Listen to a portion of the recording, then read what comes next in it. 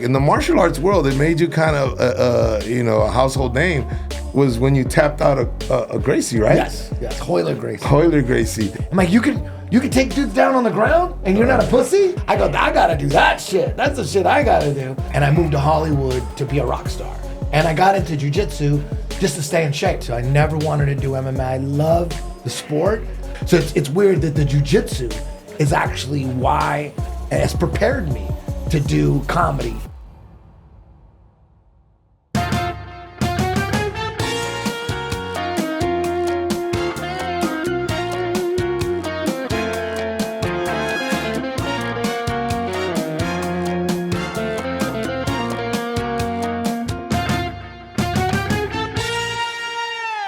What's up, everybody? And thank you for hanging out once more. Willie Barcena's dropping. If you guys we have these Chihuahua logos. Me and Fabian were Chihuahua'd out because we were just in El Paso. You guys, mad love El Paso. You guys came. We sold out 5 shows. Mad love El Paso. Thank you for having us. Your food's amazing. Like always, we gain weight out there and. Always we drink. You guys, they're known for the most beer per capita in El Paso. So just love. Anything you want to tell El Paso people? El Paso, it's like a hidden gem. Like no one knows about it, and I'm glad they don't. You know what I mean? It is a clean. It is one of the cleanest cities, other than Virginia. And I'm gonna put San Diego there if you stay away from one dirty area. Other than that, San Diego, because most of LA and San Francisco is all fucked up. But very, very clean, man. Mad love, El Paso. Just want to, give you some love. But let's move on, man. I got a very interesting guest here, man. A guy that I heard of like decades ago. And listen, man, in this hour, I want to find out as much about him. And if you don't know about him, you're going to be introduced to him. And if you already know him, I'm looking forward to get to know him like in a deeper level, not just what we read about and what we see. Just anyway, man. No further ado, we got Eddie Bravo, a jiu-jitsu practitioner. Yes. Yeah. Thank you for having me. Oh, bro, you're a guy that like. I remember when UFC came out, and man, everybody fell in love with Hoer Gracie. Yeah. Like all of us wimps. That got beat up by a big guy. Just something moved us because we say, wow. Because I think mentally, when I was okay, yeah, I got, you're a youngster, you get into a few street fights. Oh, yeah. But I beat bigger guys, or I got beat up by a few and won a few. But I know when I lost, it was because I always saw just the bigger guy. And I never thought like, I won because back in the hood, you steal a punch. Yeah. You're able to steal. Like black people say, I stole on his ass, right? Yeah. That's the way I got away with it. But jiu-jitsu and Gracie family, they're the ones that show that wow, here's a martial arts that a little guy can beat a big guy, and that's what I saw. I mean, I don't know what did you get into jiu-jitsu before? All the UFC stuff came out? No. I got into jiu-jitsu once I watched UFC 2. Nobody watched UFC 1 because they didn't have B-roll. And it, with the commercials they had, they didn't have any highlights from the last show because it was the first show. So it looked like super low budget. It looked like it could be fake because there was a lot of fake, weird martial arts shows like WWF, but with kung fu and karate. There was a show called Fight Zone. Okay. And that was it was fights, karate and kung fu and all, but it was all fake. It was like WWF, but like martial arts. So we didn't know if UFC was real or not. But wasn't Gracie in the first one? Yeah. After, but nobody knew who he was. No one had any idea who any of those guys were. Okay. They were all complete unknowns. And then after it came out, then my buddy, my roommate, he comes home. He goes, "Yo, this is 1993." He goes, "Yo, remember that Ultimate Challenge thing? We always watched all boxing together. We were always into boxing. We watched we're boxing fanatics." He goes, remember that Ultimate Challenge thing? That shit was real. Dude at Guitar Center told me that some Iranian, I think he was Iranian, he would just choke everybody out. He would just grab them by their throat like this and choke. I'm like, for real? And I was doing karate at the time for like 6 months. I was like, I was a white belt with 1 green stripe. And I was like, did he beat karate guys too? Because the guy told me he beat all styles. He would just grab them by the throat and choke them out. Some Iranian guy. I'm like, fuck, for real? Mm-hmm. And then when UFC 2 was being advertised, then I told I didn't have cable, but his girlfriend did, my roommate's girlfriend. I go, yo, tape that Ultimate Challenge thing. It's gonna be this Saturday. So he taped it.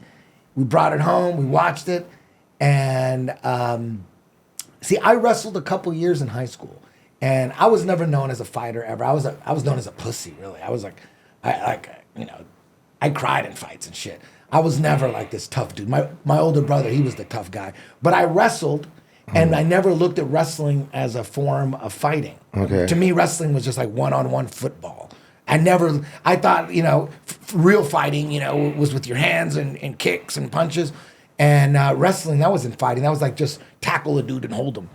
But whenever I would get in a fight while I was a wrestler, I would just like, dude, I don't give a fuck. I'm just gonna take dude down and hold him down until the principal breaks us up. You know what I mean? You know what I mean? Yeah. I always thought I was cheating, but I didn't give a fuck because I didn't have no reputation to defend. Everybody knew me as a big pussy. I was like not known as a fighter.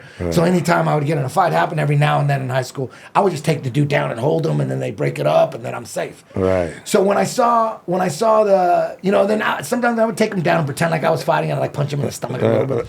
And then they would get broken up, and I'd be fine.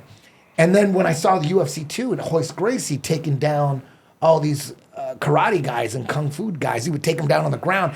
I'm like, you could take dudes down on the ground, and you're not a pussy? Oh my God, this is considered fighting? And I'm like, oh shit! I gotta do that shit. That's the shit I gotta do. So I fell in love with the Gracie system and Gracie Jiu-Jitsu and found back then there was a video that was. I was around Choke with Hicks and Gracie. Yes, remember that? Yes. It was like VHS,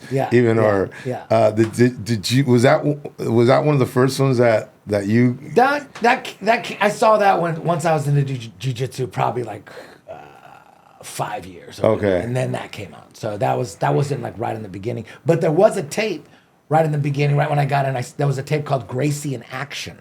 Okay. And Gracie in Action was like the Gracie brothers. They would show up to Hapkido schools and karate schools and challenge the instructor and videotape that shit. Right. And the instructor, they would all get taken down and get choked out over and over again.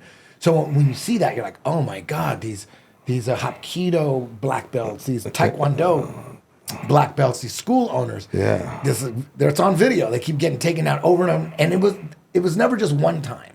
It was always multiple times because in the challenge, when a guy loses, he always wants to go again. He goes, okay, I got it. He won't take me down this time. And then they get taken down again and get choked out. And he goes, okay, one more time. They do it 3 times. And after the 3rd time, then they go, okay, you got me. Yeah. This shit is real. Yeah. So it always happens 3 times. But let me ask you something, bro. When you and I definitely want to talk about jiu-jitsu, bro. But a lot of people don't know, which I heard. And somebody showed me a picture of you. You used to have long rock and roll hair, right? Yeah, you were in a band. Were you in a band? I moved to Hollywood from Santa Ana. I grew up in Santa Ana. Okay. And I moved to Hollywood to be a rock star. And I got into jiu-jitsu just to stay in shape. I love martial arts. I always loved Bruce Lee. Yeah. And I was using that to stay in shape because I figured, once I'm selling out arenas, as a rock star, I didn't want to be a fat rock star. So I wanted to stay in shape. And I didn't like lifting weights or anything back then. So I thought, okay, martial arts. I love Bruce Lee. Let me do some martial arts. So I got into karate and shit like that. And then from karate, I went into jiu-jitsu.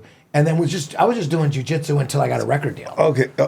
Even when I started teaching, like after I got my black belt and stuff, it was only until I got a record deal. I go, once I get a record deal, then, this is a cool job. And every job I had was only until I got a record deal. I was a strip club DJ. I did that. Once I get my record deal, I'm out. Right. So it was always about what kind of easy job can I have, and until I get my record deal, then I take the music business over. But that shit never happened. No, but were you a lead guitar? I wasn't lead. I was I played guitar. I started playing drums. I played guitar. I was more of a songwriter.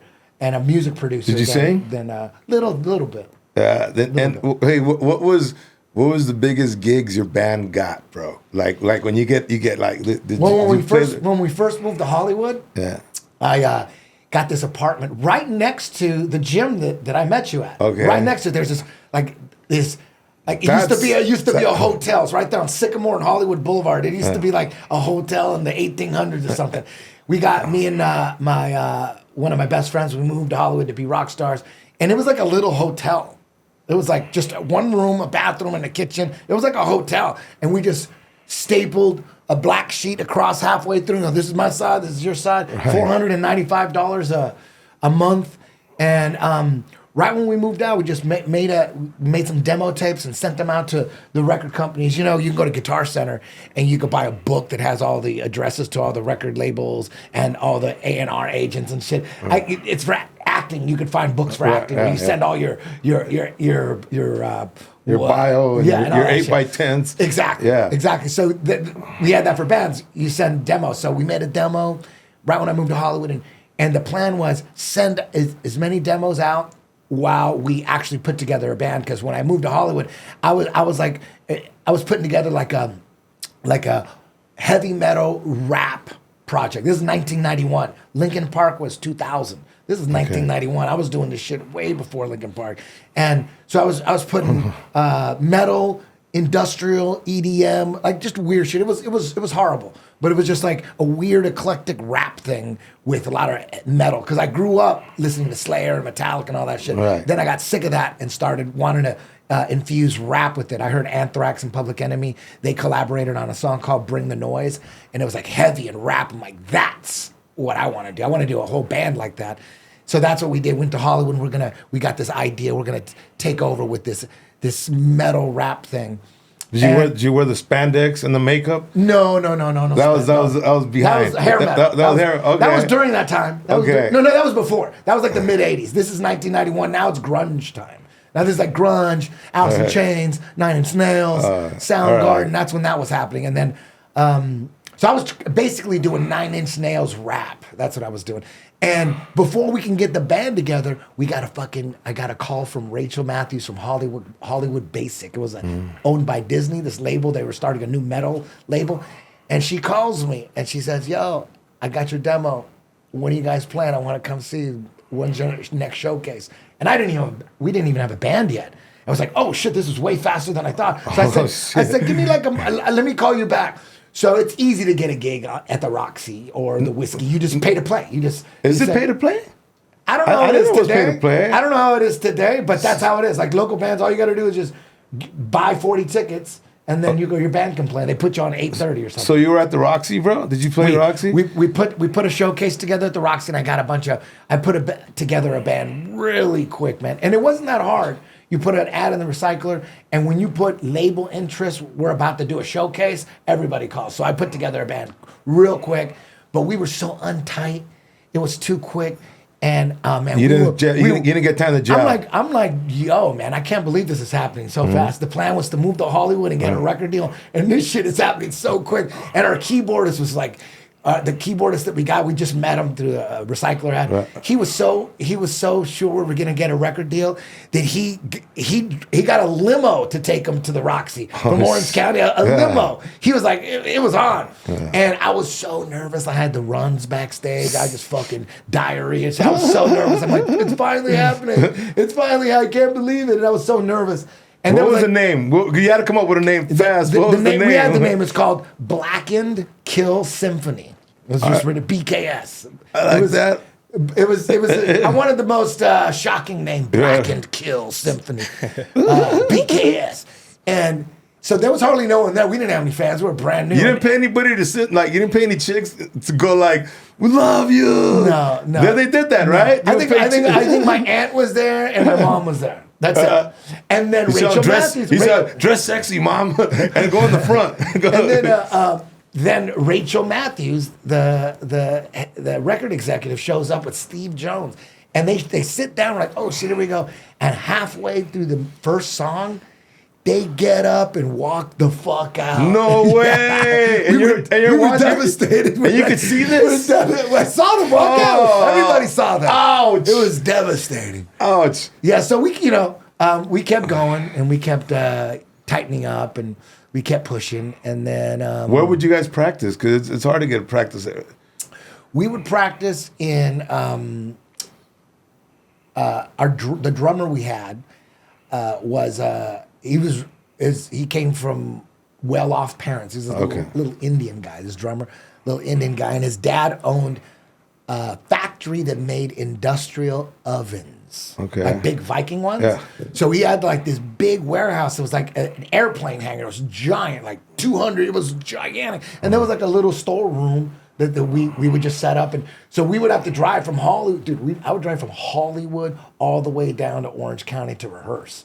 We did that 3 times a week just because we had free space. Yeah, for those of you who don't know, man, LA to Orange County traffic is ridiculous. Man, I'm telling you, you can fall asleep, wake up, fall asleep, wake up, man. Yeah. So you so you keep going, you say, okay, these people walked out on us. Was that, and because you have that you have like what I call like a champion's mentality, bro. I could not see you quit the band, or I cannot see you. No, we didn't quit. I never stopped making music. I just released an album about a year ago. Oh, okay. I never stopped making music. You know what, bro? That makes sense because you don't have that. You don't. I mean, because of your record, what you've done with your career, you don't have that quitter mentality. So for you to tell me, yeah, I didn't quit. I just made an album. Yeah, but that's pretty cool. No one's heard it. You know what I mean? I'm not signed. I'm not on a record label or anything. No, but you're no quitter. But just goes to show that you're no quitter, bro. You're I did music because I loved it. And, and I only did jiu-jitsu, like I said, just to stay in shape, so I wouldn't be a fat rock star. The jiu-jitsu, I never made it in music, but the jiu-jitsu blew up, and I ended up, being able to support myself with just the jiu-jitsu. But I never stopped making music the whole way through jiu-jitsu, putting out music. I got an album on.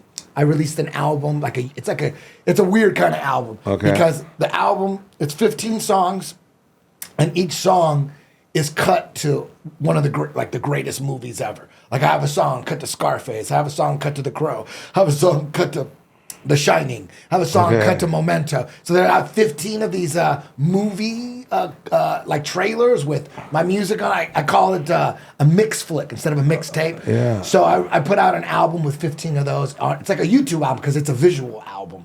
It's called Mix Flick of Death and Devotion. It's on YouTube. You can watch it. And then I released an album about a year and a few months ago. The band's called Hook Thieves. It's on Spotify. It's on Hook Thieves. Hook Thieves. And so give me the why. Okay, I get why you had the black and Hook Thieves. Yeah. Give me that. Hook Thieves is there's some originals, some remixes, and some covers. So by Hook Thieves, it was like, I'm going to take your hook and remix it. Okay, I got it. You know what I mean? I got it. I'm going to steal your shit. Yeah. So it's it's a remix project. Works great with music, but not with comedy, man.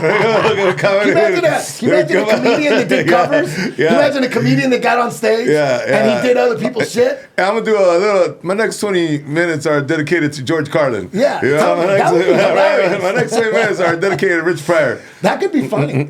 I think if you're open with the audience and you tell them what you're doing, it would work. But I don't know, man. I remember I saw a guy do a 10-minute chunk of Pryor, and I was just disappointed. Did he do it with Pryor's voice? If you could do the impression? No.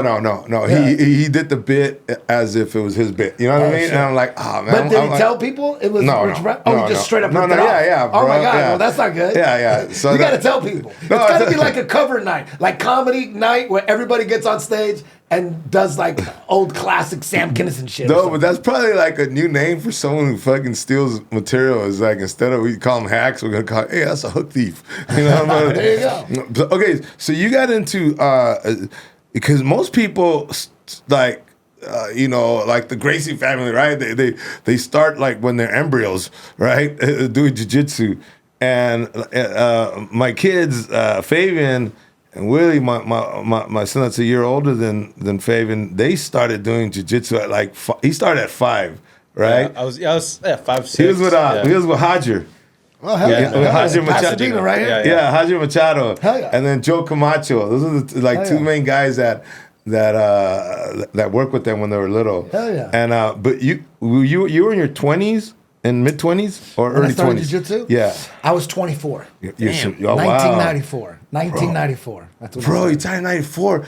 And okay, the claim to fame, bro. I mean, the one that catapulted you and made you, like, in the martial arts world, it made you kind of a household name was when you tapped out a Gracie, right? Yes. Hoer Gracie. Hoer Gracie. Yeah. I've seen that many times. I think, and anybody who likes martial arts is, bro. So how long had you have been doing jiu-jitsu when you tapped out Hoer? 9 years. Okay. You had. Yeah, he had been doing it though at that point for like 30 years or something. Okay. You know what I mean? Yeah. Is it your style? It's called 10th Planet. Were you right? We 10th Planet Jiu-Jitsu. But yes. you've kind of marketed your own jiu-jitsu. Obviously, it's like, okay, Gracie Jiu-Jitsu, and you can say they market their own jiu-jitsu because it was introduced to them by Japanese, right? Yeah, exactly. The Japanese brought it to Brazil. Yep. They learned a certain jiu-jitsu. They created Gracie Jiu-Jitsu. Yeah. So you had Gracie Jiu-Jitsu, or you studied with Jean-Jacques, right? Jean-Jacques Machado, which is Gracie Jiu-Jitsu. Which is Gracie Jiu-Jitsu. Yeah, And then yeah. you did the same thing they did, right? Yeah. And you grabbed an art that was already there Yep. and just added your flavor to it. Yep. Right? It's like having beef and you create your own stew.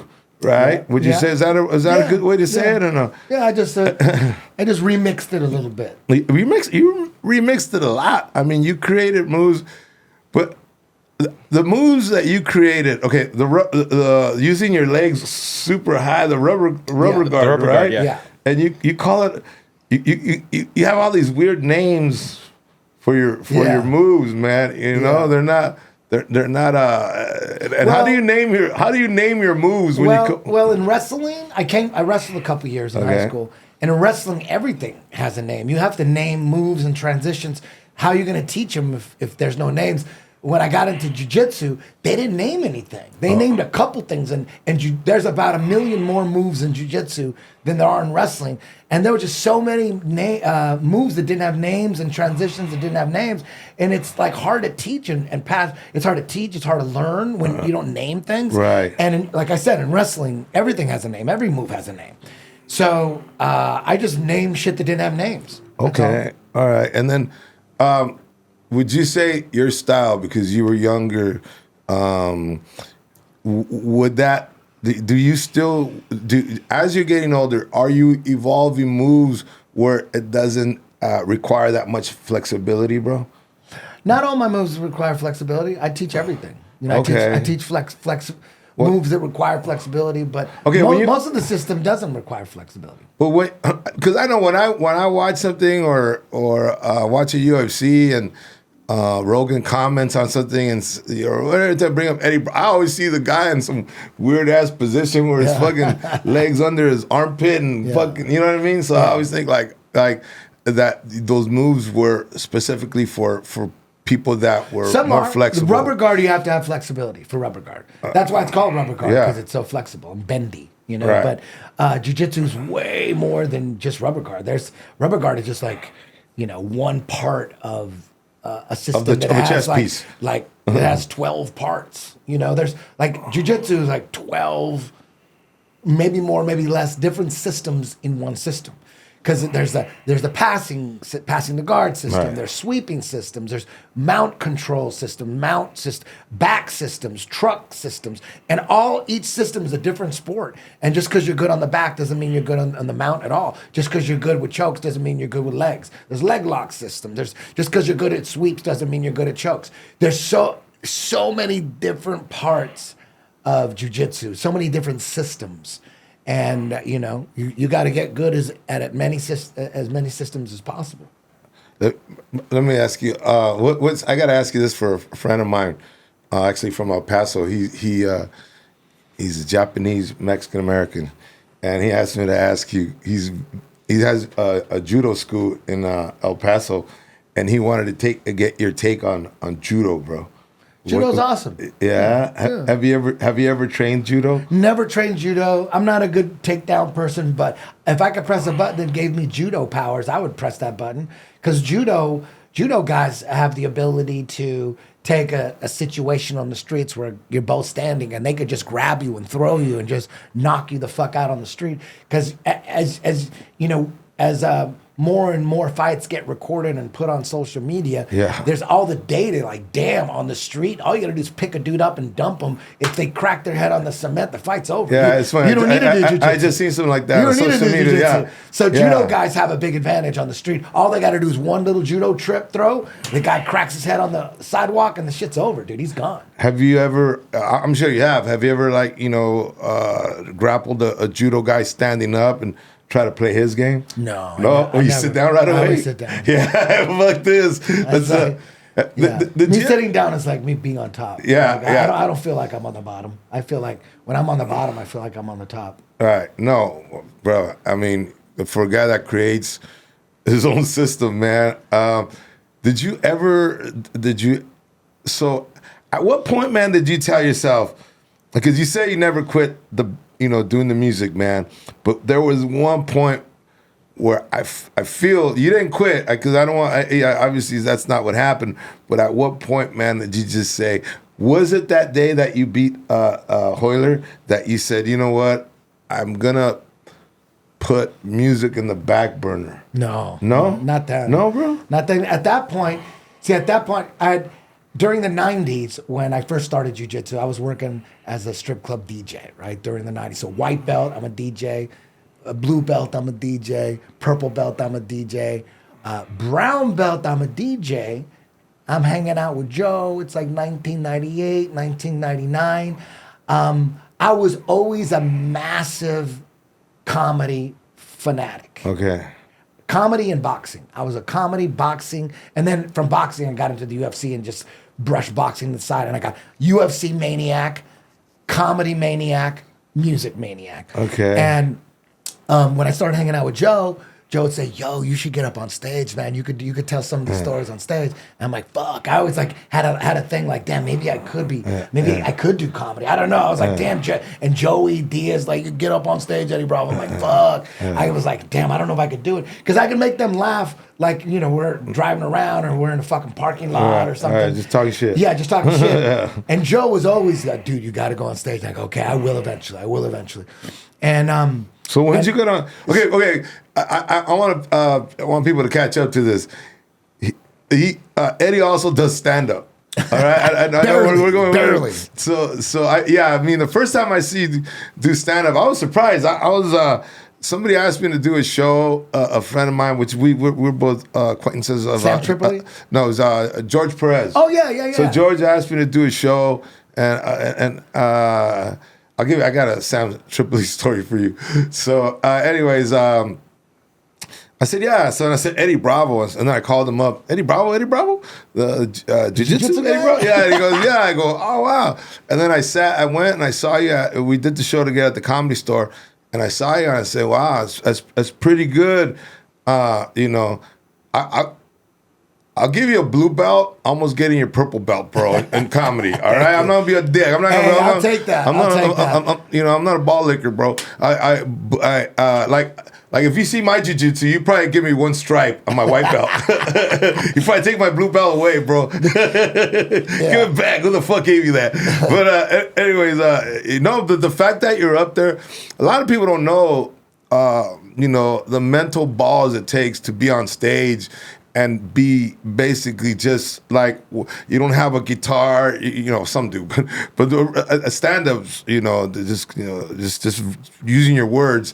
It's a very vulnerable position, man. Oh yeah. Because you just have all these eyes looking at you, and like, all right, I hope this shit's funny. Yeah. So okay, I know we're going all over the place, and fuck it, I have ADHD. So the first time I did stand up, like we had been talking about it, and then we're at, you know, that Coffee Bean that used to be, I don't know if it's still there, but it used to be right there on Fairfax and Sunset. It was like Coffee Bean right there next to Baja Fresh. I don't know what it is now. But me, Joe, and Joey Diaz were sitting there, and it was a Sunday.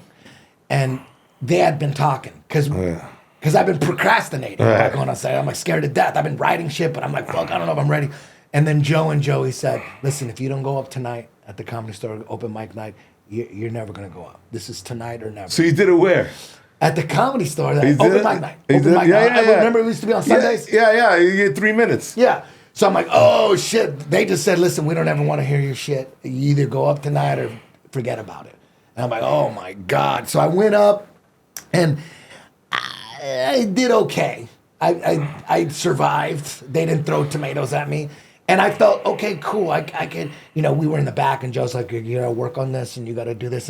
And I thought that my 10 years of being a strip club DJ was gonna translate. It was gonna translate, because to me, comedy, I just look at it as two things: public speaking skills and being funny. Right. Some guys have great public speaking skills, but they're not funny, but they're so comfortable on stage, and they're so articulate, and so they're smooth, but they're just not that funny. And then some people are super funny in the parking lot, but when they get on stage, they fumble, and then once the crowd smells blood, they crumble. And that was me. I thought I had the public speaking skills because of the strip club DJ, but then I realized real quick, damn, that shit didn't translate. I don't have public speaking skills. So I was only willing to do comedy if the stand-up or the DJ skills would translate as public speaking skills, but they didn't, because I couldn't go up like real comics 4, 5, 6 sets a week. I couldn't do that. I had jiu-jitsu. I had a job. I only could do it like once a week max. And then I went up to. That's like, you know what? That's like doing jiu-jitsu once a week, bro. It's exactly like that. And you're gonna and you expect progress. Exactly. So I went up. I did the open mic like 9 times. And then I finally decided it wasn't, I'm like, damn, I just fucking fold. And I realized it was just like that. I go, it's just like jiu-jitsu. I need to go up, and everybody, that's why they go up 4, 5, 6, 7 times a week. Right. You got to keep going up and practice. You got to work out. And I just couldn't do it. So I told Joe, I'm like, I'm not going to do it no more. I'm going to, but. Was he disappointed, bro? No, he understood, because I tried to do this one fucking bit. Like the 5th or 6th time I went up, and it was a stupid bit. It was just the dumbest bit. I thought it was going to be funny. It was about, you know, everyone goes up and they talk about their wife, they talk about their girlfriend, and then they tell stories about it. I was going to do that, but then you find out that my girlfriend, you don't find out in the beginning, but I slowly, you know, the more I tell you, turns out she's a stripper, and I'm delusional, and she just gets money out of me. She's not my girlfriend. She's using you. Yeah, exactly. Yeah. Exactly. But I'm delusional on stage. It didn't work. Okay. It didn't work. And then Joe, I'll never forget. Just as soon as I walk off stage in the OR, he goes, follow me. He said, get your ass over here and take me to the fucking parking lot. And he goes, don't ever do that shit again. You gotta, okay, this is the rule. You gotta go through your material with me before you go up on stage, dude. That was like, we can't have that happening no more. I bombed horribly. So then, but at the same time, we were writing sketches together. So while I was doing that, while I was like fucking around with open mic night, we were actually writing sketches together. And that's one thing where we clicked.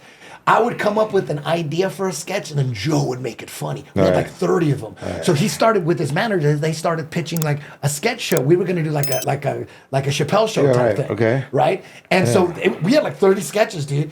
And once I decided, you know what, I'm not going to go on stage, because Joe would go on stage and just kill and be so smooth and articulate as fuck and crush and murder. And I'm like, yo, I'm so far away from that. I'm like, okay, you know what? I can't do that shit. I suck on stage. I don't have the public speaking skills. So I'm just gonna write. I'll just write with Joe. So then we wrote some sketch comedy and all that shit. And then he calls him and goes, yo, the Man Show got rid of Adam Carolla and Jimmy Kimmel, or they quit or whatever. But they want to keep it going, and they want me to fucking host the Man Show. Okay. And he's like, yo, that's where we're going to do our sketches. And I'm like, oh, shit, for real? I go, oh, my God, we made it. I quit comedy, but he took, you know, he got the job offer, and at that point he was in Fear Factor, so he was on the #1 show on NBC. So for him to take a show on Comedy Central, going beneath, he wanted to do sketch comedy. So that was his real shit, comedy. You know that. Yeah. So he had a lot of demands with Comedy Central. He said, "Yo, I'll do this, but couple fucking conditions. I pick my co-host. Right. I think they wanted Dane Cook, and he wanted Doug Stanhope. So Doug Stanhope ended up getting it. So he goes, I want to pick my own host. It's going to be Doug Stanhope. And they go, okay, like whatever. He hadn't signed yet. Right. He goes, I want to pick my own writers. I want to have the veto power for all sketches. I want my sketches. I want to be able to. Oh, you want complete control. He wanted complete control. So they were like, yeah. And he goes, and I also want to hire, I want to be the one who approves the head writer. Because at the show, there's one head writer and then there's 9 writers under him. Head writer and then 9 writers under him. So he said, I want to hire Joe. I want to hire my writers. I want to pick the head writer, and I want to pick my co-host. And they go, fuck yeah. And I want the power to veto any sketch or greenlight any sketch. They go, yeah. They just blew smoke up his ass, right? Because so he ends up. What a shocker! Hollywood, they bullshit you. So he ended up going on a couple dinners with different head writers that they want to be head writers, and he picked one dude. And he told them, that's the guy. And then he picked, that's the guy. Boom, that's the guy. So what he didn't know is when that guy negotiated his deal, he got an executive producer point. Oh. So he had more power than Joe. Oh. So Joe, talk to Joey about it, because Joey had big clashes with that guy. Because Joe, of course, Joe Rogan's going to bring Joey to do some sketches. And he brought Joey, and Joey just ran through the show naked. That was one of the, and they all hated it, but it was hilarious as fuck. Like Joey just breaks through the door and he's naked and he's running through the studio audience and shit.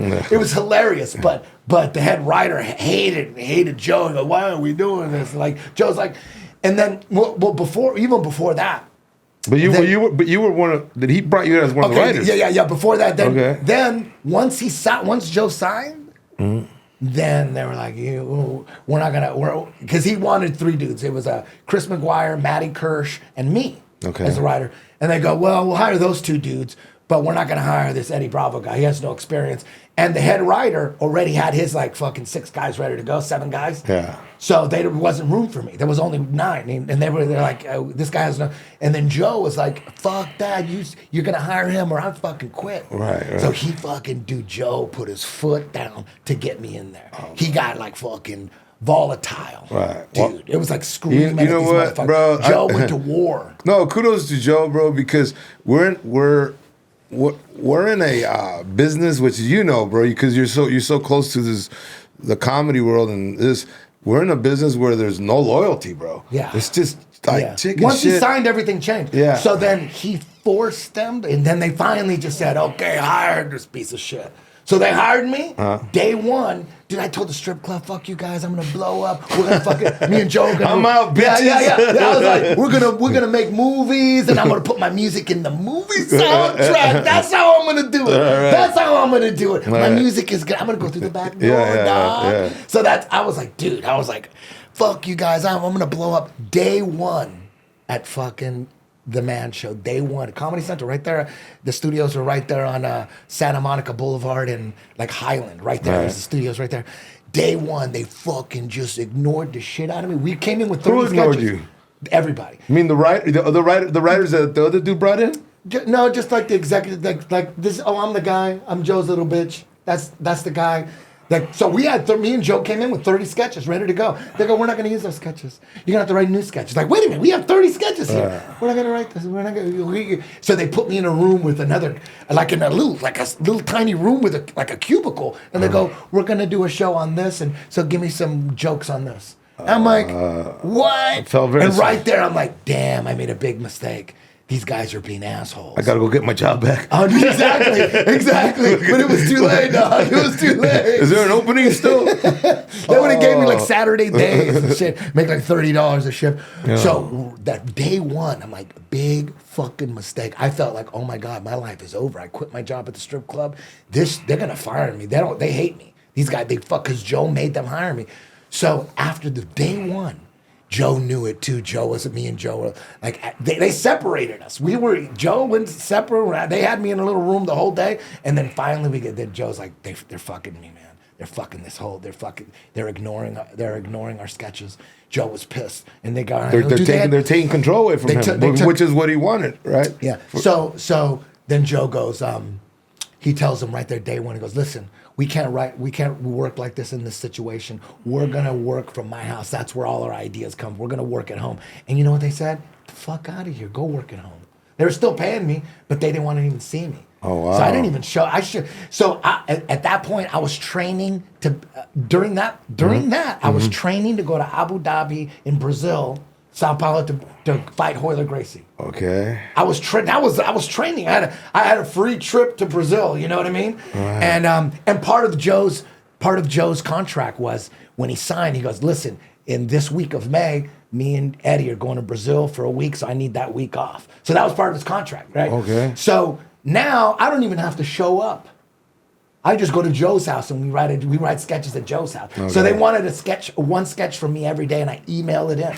And I would just show up to the studio when they taped. So when they were taping, all the writers are on the side, and they have the studio audience, and they do all that shit, totally ignoring me. But all the writers are on the side, and I was like on the side shit. Did any of your sketches get through? 2. They used 2. But out of like 30, I had one with Dr. Phil as a cokehead. Okay. He's a whoremonger. That was my shit. And it was a big one. I like it. I like it, bro. I like it. I'm sold. And there was another one. My brain was always like fucked up commercials and fucked up products. Yeah. Like they don't make any sense. Like I had a thing called it's like, did you know that when you fart, you only smell 65% of the gas? Now with the fart tube, you had a tube that went up your ass, and then a tube like that, and then it goes in your nose. He goes, now you can smell 100% of your fart. It was just something stupid. They did that. It was just those 2 things: a coked out whoremonger, Dr. Phil, and then the fart tube. Okay. I don't like fart jokes, but goddamn, if you're gonna do a fart joke, bro, put a fart tube up your nose. You went all the way. You were in your ass. You were all in, bro. You were all in. You weren't even playing around with a fart joke. You went all in. So okay, bro.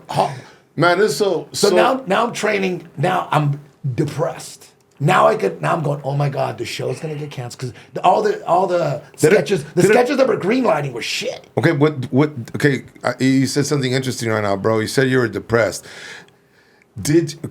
When people get depressed, I know when most humans get depressed, whatever, they don't know what's happening. It's almost like there's this thing that covers you that you never know it's around you. Did you know you were getting depressed? Oh my God. Yeah.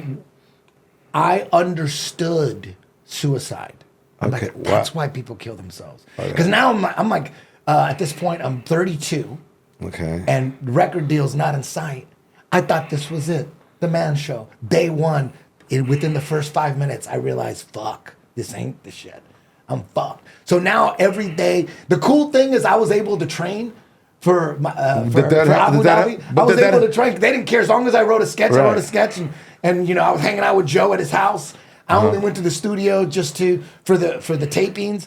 They just ignored me, but I knew that show was gonna get canceled. How long can the show go for? Then what am I gonna do?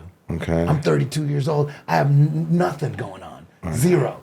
I wouldn't commit suicide, but I understood why people do. I'm like, damn, right. I was super depressed. There was times inside of me, dude, because it would get frustrating being at Joe's. Joe knew it was falling apart too. Mm-hmm. It was all falling apart, but he still had fear factor, so he didn't give a fuck. I had nothing, and we'd be at his fucking house trying to like rack our brains for a sketch. We had to come up with a sketch, and just like nothing was working. He'd get pissed, I would get pissed, and inside I had this feeling, dude, like I wanted to fucking just scream at the top of my fucking lungs. I just wanted to scream. Yeah.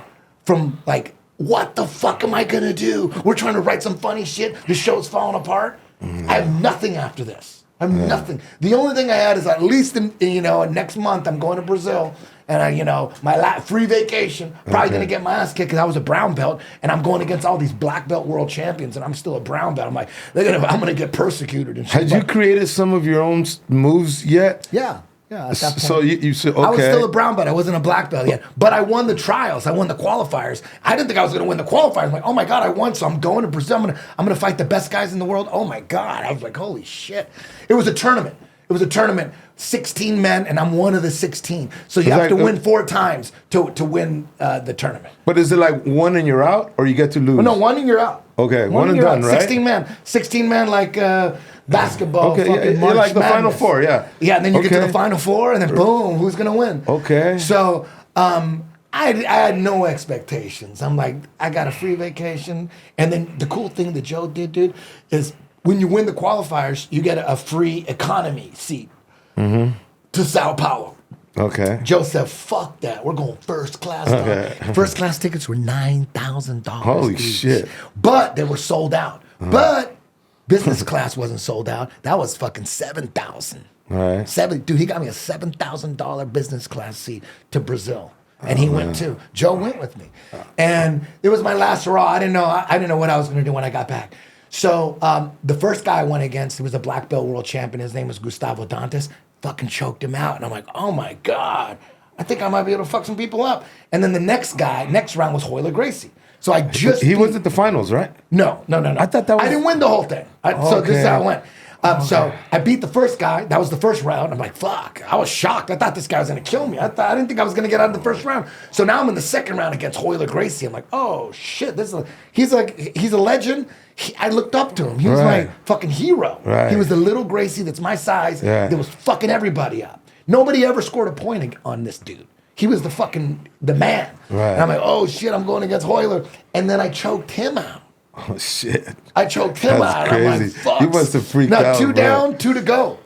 So the crazy thing is the guy that was next is a guy named Leo Vieira. And I knew about this guy. I was way more worried about Leo Vieira than Hoer Gracie because Leo Vieira went against Jean-Jacques Machado the year before and Jean-Jacques couldn't finish him. Jean-Jacques beat him. He beat him good, but he couldn't finish him. And beat him on points. And he beat him on points. And Jean-Jacques always fucks me up. He taps me out all the time. Yeah. So I'm like, oh my God. This guy's gonna be hard. If Jean-Jacques couldn't tap him, fuck. And that was another weight. He went down in weight. I'm like, why is this guy coming down in my weight? Stay up there with Jean-Jacques. Right. Why are you coming down? So he knew he couldn't beat Jean-Jacques, so he cut down in weight and got down to my fucking weight class. So I was worried about that guy. Okay. Not even Hoer, but Hoer was, I was worried about him too, but Leo Vieira was in my head. So I beat Hoer Gracie. Joe's there, we're crying, I'm fucking crying. And it was just the second round. I acted like I won the whole thing. Right. I couldn't believe I beat it because it was so significant. Well, it's a Gracie, bro. Yeah, I couldn't fucking believe. But even though I'm crying and I'm celebrating, me and Joe are hugging, and I'm like, fuck, I'm already thinking, oh my God, all this is going to be taken away next round once I go against Leo Vieira. Fuck. That's where the real tears are coming. I'm like, it's like winning the Super Bowl, but then you got to go back out and play another game against a team that's going to whoop your ass. Like, I wish I could have fought him like the next day because it was a 2-day thing, but they did the finals on Sunday. They should have did first 2 rounds Saturday, second 2 rounds Sunday. Then I would have had a Saturday night where I'm the man. Right. No, but you got no chance to celebrate. Yeah, 45 minutes later, I got another match. So we're backstage before that match, and everyone's like, yo, you fuck hot. Everyone's like, I'm like, yeah, fuck. I beat him. I can't believe it. But then I'm all just thinking about Leo Vieira. I'm like, fuck, this dude is going to ruin everything. Right. He's gonna piss on my parade. That's I had it in my head. So, but from his perspective, Leo Vieira, he had seen me win the trials, and I got most technical fighter in the qualifiers, in the North American qualifiers. I did pretty good, and he was watching and studying me for 6 months. He was worried about me, and then he's gonna fight me next. I just choked out the first black belt world champion, and then I just choked out Hoer Gracie. He's freaking out. Okay, yeah. So pressure's on him. So, but I didn't know this, right? So I'm walking out, I'm like walking out, ready to get killed. I'm walking, they call my names out, we're in an arena. I'm like, I'm about to get killed right here. And then I see him sitting down like Indian style. He's like this, and he's going like, he's doing all this breathing. He's doing all this crazy breathing, and his coach is yelling in his fucking ear like Portuguese shit, like "What's that? The boy? They got to." They must have been saying, "You could do this. He's just a man. He's just a man. You could do this." So they were, and I walked out looking at how concerned they were about me, and I'm going, "Dude, you're relax." No, it made me. I was like, "Dude, you are tripping because you're gonna kill me." That's. Okay. I looked at them like you are so tripping because you're about to fuck me. You up. didn't have the idea in your head that you were gonna win? No. How come every time somebody wins, they always say, "I knew I was gonna win"? No, I have no confidence in that. So you fight. could write a new book about going there with no confidence, And that might beat my ass. You might have a new way of being the champion, right? Because you really felt that you were gonna lose. Yes. You went in like even when you started. It's just a matter of time before this guy wins. Mm-hmm. How the fuck does that help you? How does that transfer into winning? There's got to be some psychological stuff that. It was just I learned that your confidence is everything. You got to have confidence going. But you said you didn't have any. I didn't have any. But you won. Not that fight. Not Leo Vieira. Leo Vieira beat me. Oh no! I thought you beat him, bro. No, he beat my ass. He fucked me up. He fucked me up. He beat me on points, but he racked up 1 million points. And he fucked me up. So I was like depressed after that. Like I knew it was gonna happen, and it happened. And I'm like, fuck. And I'm like, no one's even gonna remember the Hoer fight that I beat him because they're gonna say, oh, he was lucky. Look, Leo Vieira fucked him up. So I was like, really depressed.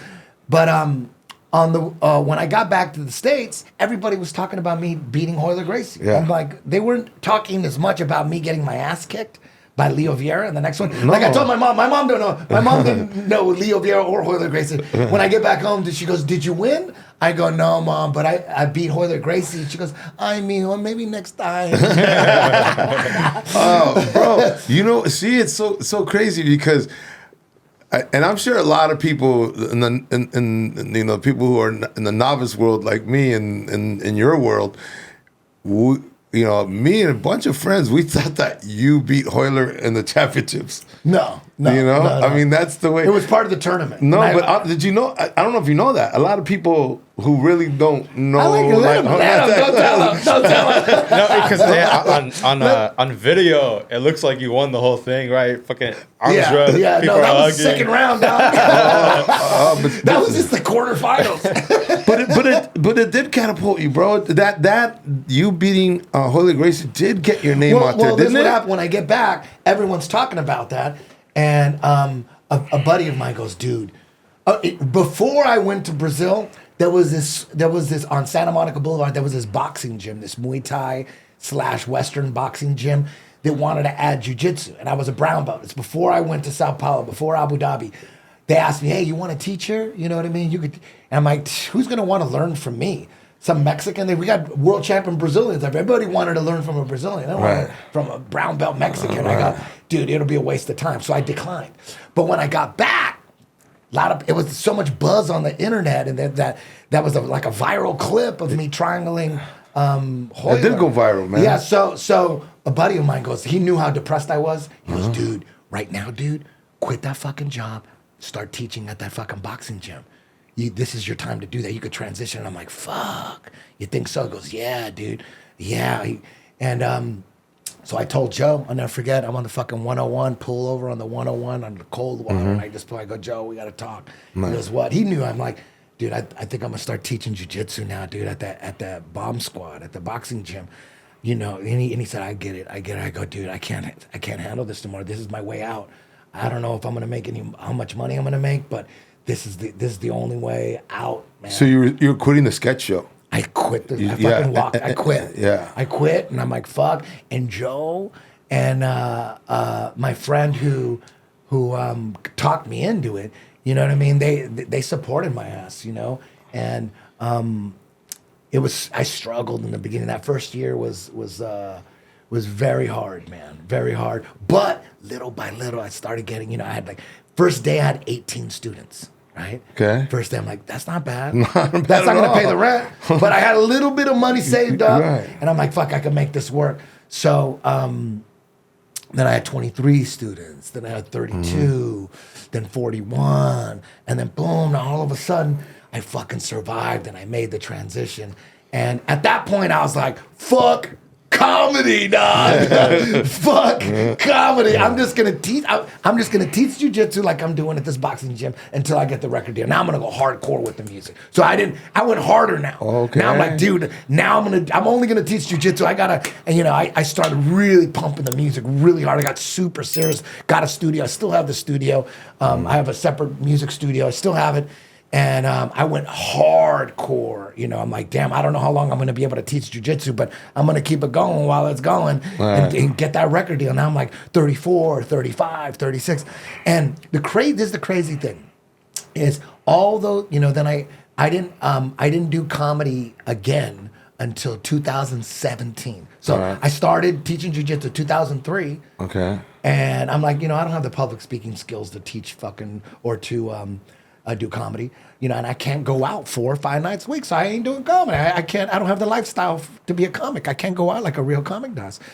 But all those years of teaching, dude, all those years of teaching, and I do seminars all over the world. I was going all over the world doing seminars because of that one win. One win fucking blew everything up. No, I remember. Even though I got beat the next match, I didn't win the whole thing, but that one win was enough to make a living off. And I'm doing seminars all over the world. Started opening up different schools, and when I'm teaching, when I do seminars, I'll do like 5 minutes of like jiu-jitsu comedy a little bit, and I'm developing my public speaking skills. Okay. Right? Yeah. So anytime I'm trying to be funny, I'm trying to be funny at the gym.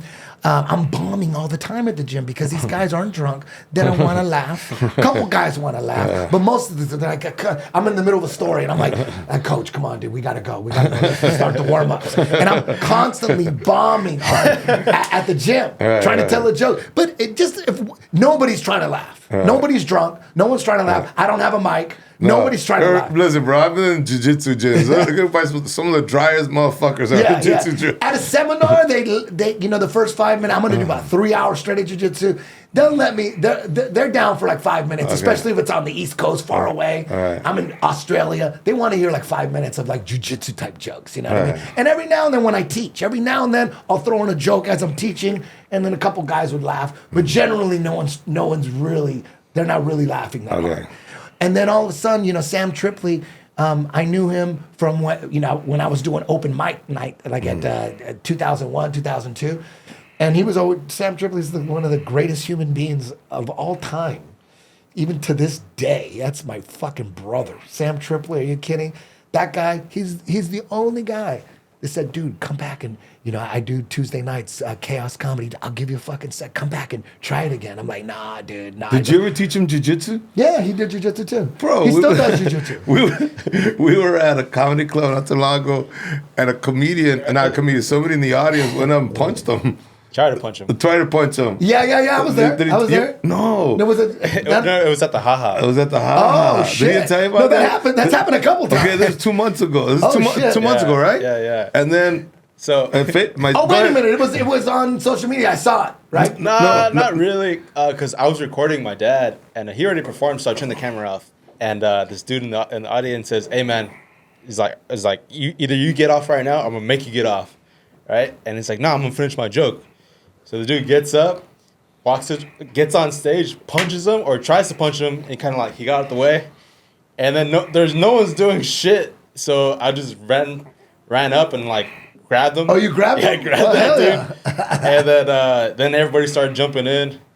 Yeah, some people can't take jokes, man. But he's always been. I don't know him as well as you do. I know him as an acquaintance. I probably know you better, bro. But I did go up to him and I just said, "Hey, bro, do me a favor, man. I mean, because it's my kid, right? So my kid went there and kind of saved your ass. I said, all I ask is just say thank you, man. That's what I told Sam. Yeah. Just go say thank you to him, bro. Yeah. So that was that. But anyways, man, I thought he would have done some of his jiu-jitsu, bro. Yeah, you know what? Maybe he needs to do some stand-up. No, but Sam's a good guy, bro. I'm sure he's done his club in Jersey, right? Oh yeah, the dojo. Yeah. Oh hell yeah, I've done that a couple times. Oh, yeah. Well, he kept telling me, come back and I'll give you a set, try it again. I go, dude, it's been 15 fucking years.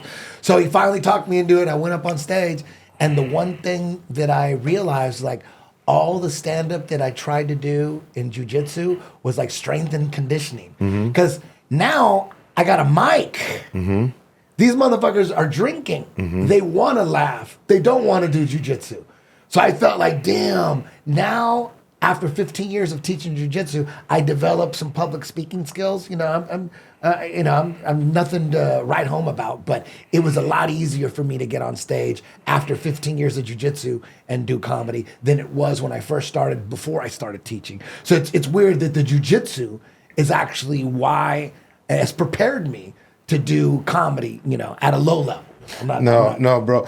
I'm gonna tell you. You said something that young comedians, I believe in. Me, when I was a young comic, a lot of comics make this mistake. You said, "Yeah, I went up there and I tried this and I tried that, and it didn't work and they didn't like it."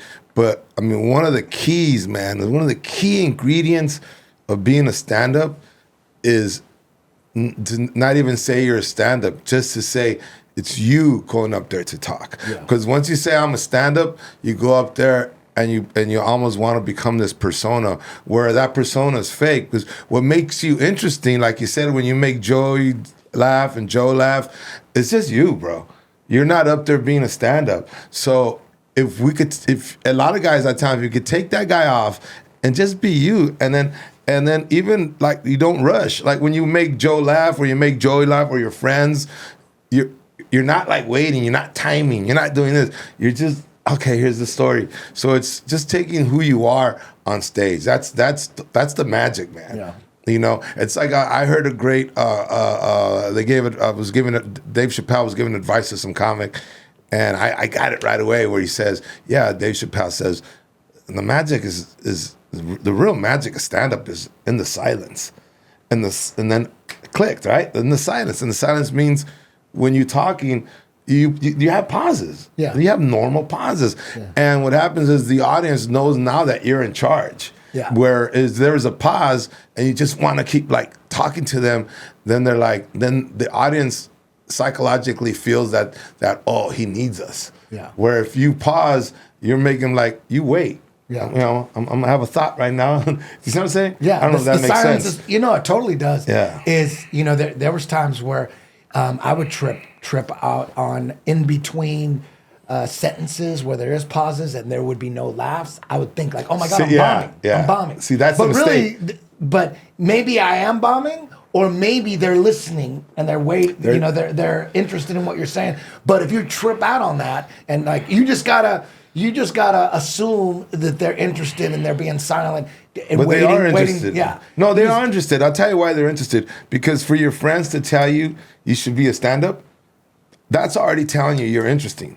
You know what I mean? No one tells a boring motherfucker like you should be a stand-up. You never get someone who's not entertaining go, hey, you should be an entertainer, right? Nobody says shit like, hey, you know, you're a good plumber, man. Stay with that, right? Yeah. I mean, you know, now who knows? There are probably funny plumbers out there. I'm not trying to dog plumbers. But yeah, no.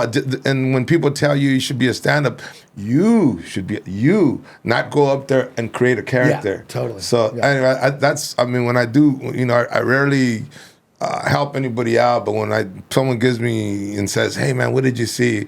And I say, I saw you trying to be a stand-up. I didn't see the guy that I talked to. Yeah. But man, there's so many things I wanted to ask you. Okay, here's one thing that I wanted to ask you. Why did you ever pursue, or who knows, or you probably did it, I never heard of it.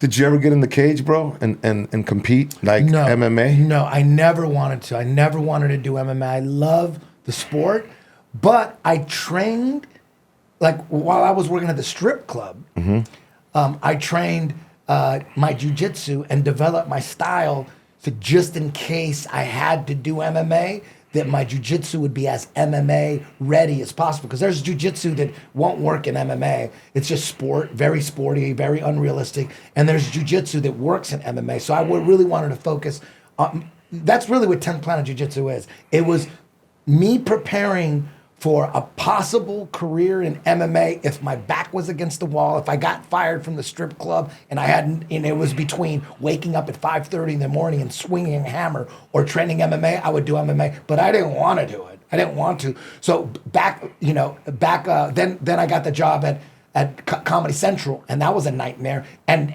during that nightmare of working, for Comedy Central. I was already looking into like, damn, like my connections in Japan, like how much money I can get. They go, dude, we can get you like 2K, you know, just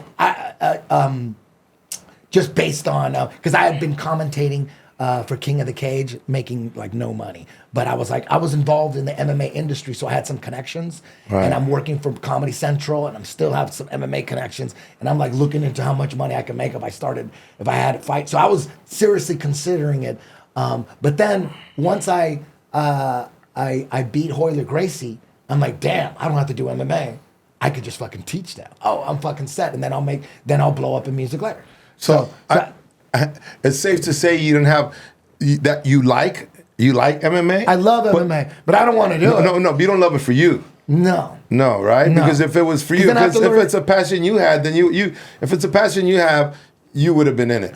I'd have to get really good at striking and really good at wrestling, and I'm not interested in that. I'm only interested in jiu-jitsu. Okay, so I competed in jiu-jitsu, but not in the striking and not in wrestling. That would be something I would be forced to do. I would do it if my back was against the wall. If I would have just got wrecked in the first round in Sao Paulo, I probably would have took some MMA fights because I wouldn't have the juice. I wouldn't have the heat to open up a school. But since I beat 2 black belts, lost to the third one, but I beat 2. Right. That gave me a little. And then once I got back to the United States, I got my black belt right away. Jean-Jacques took the black belt. He took the black belt off his own waist and wrapped it around me. So you have your black belt is Jean-Jacques? Yes. Oh, that's real cool, man. Yeah. And then I gave that one to Tony Ferguson when I gave him his black belt. Oh, Kukui? That's cool. Yeah, Kukui. Well, he's under you? Yeah, I gave him his black belt. Bro, I didn't know that. That's why he's so vicious off of his back. Yeah. He does more damage off of his back he's a great fighter. Guy. Yeah. Is he retired yet? No, he just signed. He's gonna do one more fight. One more? Yeah. Oh man, There's a new league. Wins. There's a new league. I think GFL or something like that. GFL, Yeah. He's gonna fight in a month. Well, it's in LA, right? Yep. Luckily, he's fighting a guy who isn't known to be a striker. He's fighting this fucking troll, dude. What's his name? Dylan Dennis is really good at jiu-jitsu, man. Yeah. That guy's really good. As far as like, I know he's really good at jiu-jitsu, but as far as like online, like I've seen him. Troll. You mean troll means he talks a lot of trash. Yeah, I guess. But his jiu-jitsu is legit. Really? There's no doubt about that. Hey, I saw him get tapped out by a security guard though online. Have you seen that video? No. He got choked out at a bar. I didn't see No? that. Who did? Dylan Dennis. Oh, did? The guy must have came from behind and For sure. Because dude, Dylan Dennis is really legit. good. Yeah, dude, yeah. he's really good at jiu-jitsu. He's like high level. Hey, going back to when you beat Hoyer Gracie, I saw this video on the internet of you you're doing like a MTV Cribs, like you're just like fucking around, like hey, what's up?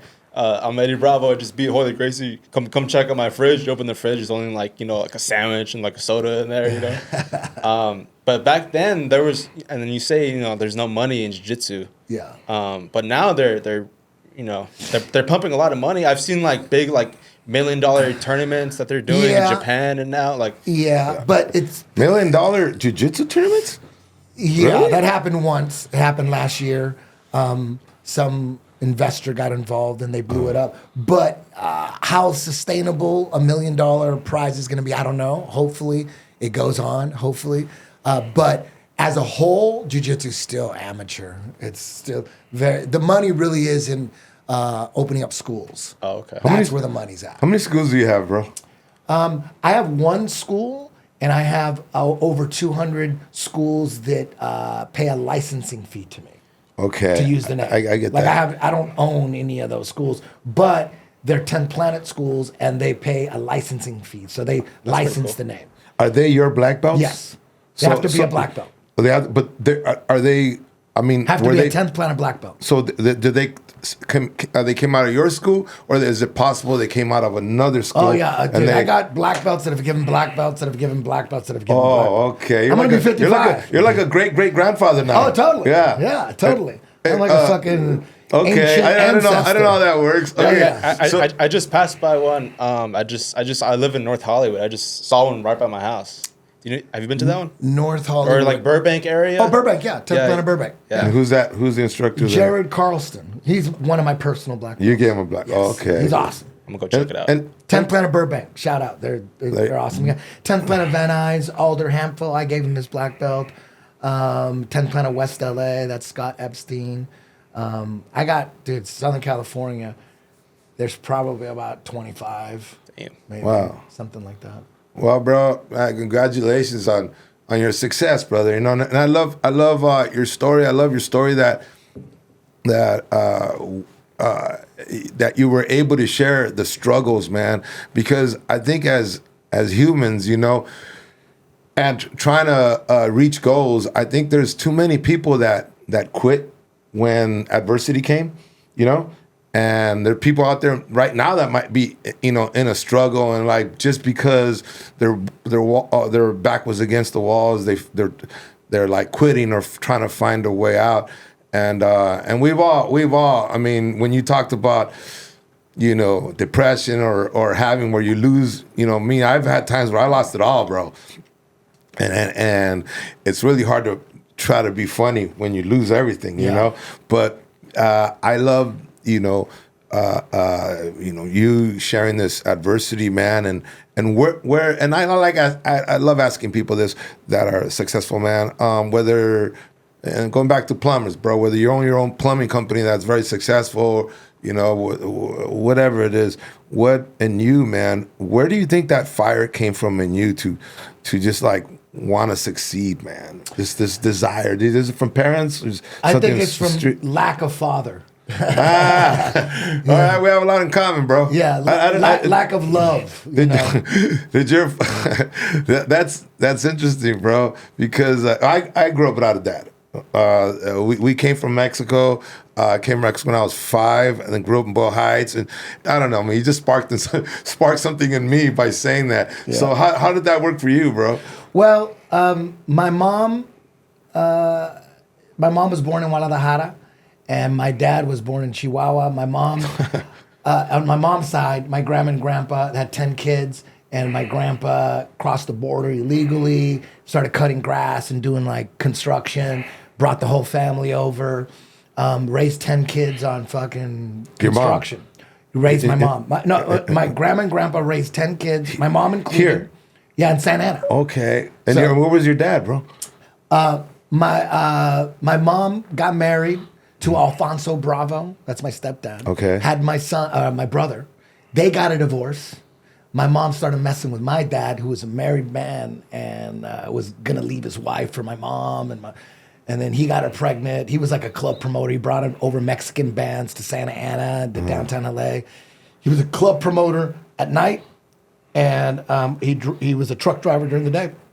And started dating my mom. My mom had a son from a previous marriage, Alfonso Bravo. My dad gets my mom pregnant, has me. They break up. He never leaves his wife, so my mom leaves him. Goes back to her first husband, Alfonso Bravo. He gets her pregnant with my sister, my younger sister. I have an older brother, younger sister. You're in the middle. They have the same father. I'm in the middle. Yeah. While my mom and Alfonso Bravo took a break. Okay. So from the age of 5 to 10, I lived with my stepdad. It was dark times. But when I was 10, my stepdad left. So it was just my mom, me, my brother, and my sister, you know, from 10 on. And my real dad would show up like once a year just to see my mom. He'd just show up out of the blue and say, yo, you want to go to the movies? Get all your friends. We'll go to the movies. He'd drop us off at the movies and then go hang out with my mom. You know what I mean? He'll just show up out of the blue. You want to go to Disneyland? Yeah. Let's go to Disney. Get all your friends. We go to Disneyland. And then he just wanted to see my mom. It turns out he had 19 kids from 8 different chicks. I found that out. I'm meeting my brothers and sisters all over the place. Really? All over them. He had 19. And so he wasn't really around. He's gone now. So that probably had something to do with me needing wanting to attention.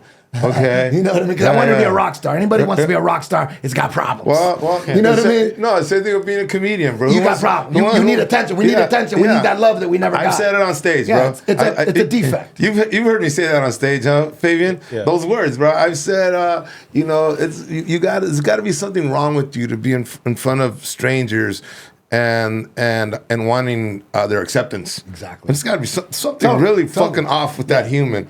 Yeah. So yeah, lack of love, I think, in a weird way, works in a positive way, right? Kind of balances itself out. Yeah, you know balances what I mean? itself. You're right, brother. Man, listen, how are you? Okay, I know you have kids, right? I have a son. He just turned 13. You just have one boy. Just one boy. Is he into MMA, jiu-jitsu, No, any of he's that? into karate. Karate, He does, okay. We raised him to make all his own decisions. Nice. I don't want anybody thinking for him. So he does every day after school. He decides what he's going to do. Batting, kick. He's all into baseball and karate. So after school, he'll say, "Okay, I want to go to the batting cages, and then we're going to go to Dino's and get some pizza." And we're like, "Okay." So he calls all the shots. Nice, he calls bro. everything. So he's like building his own life. He's into his own shit. But you're And there. I But try to you're get there. on. I'm just present. Yeah, I'm there. yeah, I that's tell him I that. love him 1,000 times a day. I kiss him on the head 1,000 times a day. Nice. You know, and we just let him, make his own decisions. Like the greatest kid ever. He's like no tantrums, never any trouble, straight A student, super athlete, just the perfect kid. Right. Yeah. Well, because you lacked the love, you know how important it is. Oh, so, yeah. I was afraid of having a kid.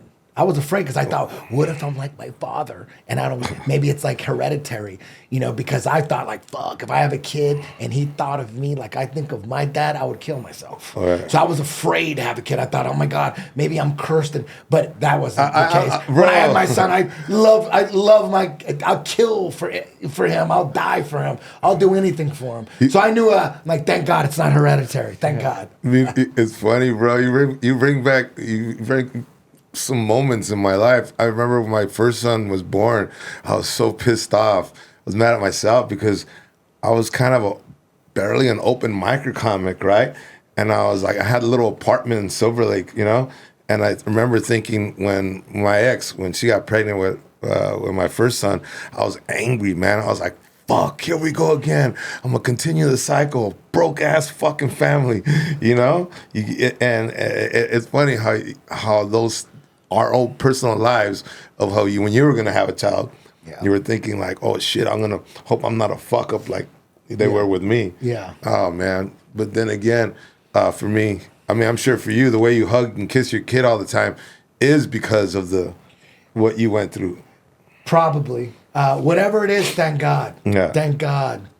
Because I was scared to death that maybe I wouldn't have any feelings for him because my dad obviously didn't give a shit about me. So I thought like, damn, maybe that's like hereditary. But thank God it isn't. Right. It isn't. No, bro. Listen, man, I want to thank you for being on the podcast. Thank you for being you. Thank you for just being a real dude. And thank you, man. Brother, man, honestly, we're one of the few cats that we could probably keep going on and on, huh, Fabian? Oh, this thing flew by. Yeah, man. You just we'll do it again, man. Yeah, and I'm gonna go visit one of your. I'm not gonna do any jiu-jitsu, but you still I'm in teach. downtown LA. I want to go. downtown LA. I'm gonna go watch. I just want to go watch, bro, because I love jiu-jitsu. I don't, for me now, I just go to the gym. I do a half hour. I mess around, go home. But you know what I mean. But I love watching. I got locations everywhere. Anybody out there interested in some 10th Planet Jiu-Jitsu, go to 10thplanetjj.com/locations. Boom, they're everywhere, man. All over the world. Get him into jiu-jitsu, bro. Come on, I did jiu-jitsu for about like 10 years. There you go. And then, just come in. I stopped when I was like 15, and then went to high school, college. Never too late to get back into it, man. Came back for a little bit, like 2 years ago. There's a 10th Planet Pasadena. We got one in Pasadena out here. Great people. I live in by Burbank, so I might stop by that one. Burbank's great. Pasadena, wherever, man. Hell yeah. Come through. I'm gonna go. Hey, bro, what are we playing, man? I know we're in Texas this Saturday. April 11th, Uvalde, Texas. 8 Uvalde. Looking forward to seeing everybody soon this Friday, right? Yep. And then Saturday on where, bro? Laredo, Texas. Laredo, right? Border town. Hell yeah. I think Uvalde is a border town, right? I don't know. Is it a border town? I don't know. Uvalde? When does the show come out?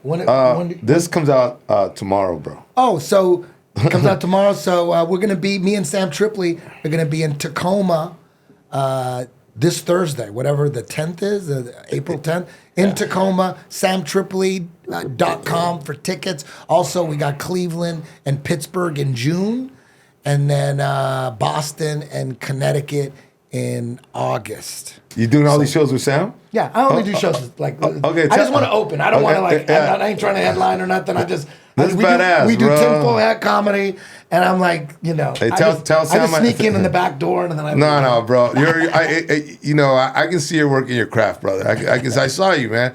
And then if you want to plug your Instagram or your social media, where they can find you. Nah, that's not important. Okay. Fuck social media. All right. Well, hey, I need you guys, all right? I'm not like Eddie. I need all my guys out there. What else, man? Anything else? That's it.